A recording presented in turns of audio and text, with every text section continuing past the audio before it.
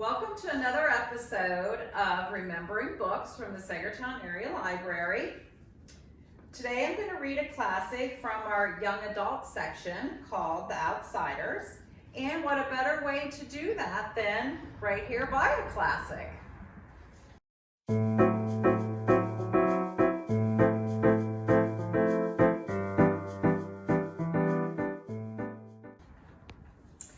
The author, S.E.Hinton, wrote most of this book when she was 16, and it was published when she was 18 in 1967 and became a classic.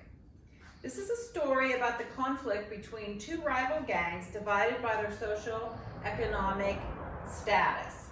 The working class they refer to as the greasers, the upper class they refer to as the socks. I'm going to read the part that I think really puts this book in motion. And it starts with two greasers, Johnny and Pony Boy, and they just ended a fight with the socks. The next thing I knew, I was lying on the pavement beside the fountain, coughing water and gasping. I lay there weakly, breathing in air and spitting out water. The wind blasted through my soaked sweatshirt and dripping hair. My teeth chattered unceasingly and I couldn't stop them. I finally pushed myself up and leaned back against the fountain, the water running down my face. Then I saw Johnny.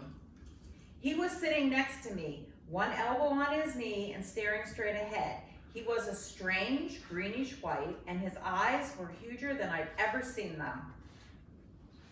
I killed him, he said slowly. I killed that boy. Bob, the handsome sock, was lying there in the moonlight, doubled up and still. A dark pool was growing from him, spreading slowly over the blue-white cement. I looked at Johnny's hand. He was clutching his switchblade, and it was dark to the hilt. My stomach gave a violent jump, and my blood turned icy. Johnny, I managed to say, fighting the dizziness, I think I'm going to be sick. Go ahead, he said in a steady voice. I won't look at you. I turned my head and was quietly sick for a minute. Then I leaned back and closed my eyes so I wouldn't see Bob lying there. This can't be happening. This can't be happening. This can't be. You really killed him, huh, Johnny? Yeah, his voice quivered slightly. I had to. They were drowning you, Pony. They might have killed you. And they had a blade. They were going to beat me up. Like I swallowed, like they did before? Johnny was quiet for a minute. Yeah, he said, like they did before.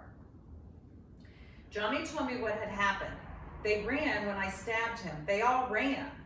A panic was rising in me as I listened to Johnny's quiet voice go on and on. Johnny, I nearly screamed. What are we going to do? They put you in the electric chair for killing people. I was shaking. I wanted a cigarette. I wanted a cigarette. I wanted a cigarette. We had smoked our last pack. I'm scared, Johnny. What are we going to do? Johnny jumped up and dragged me up by my sweatshirt. He shook me. Calm down, Pony Boy. Get a hold of yourself. I hadn't realized I was screaming. I shook loose. Okay, I said, I'm okay now. Johnny looked around, slapping his pockets nervously. We got to get out of here. Get somewhere. Run away. The police are going to be here soon.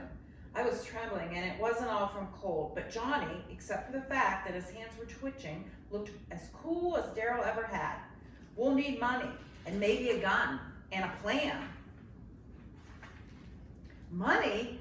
Maybe a gun? A plan? Where in the world were we going to get these? Dally, Johnny said with finality. Dally will get us out of here.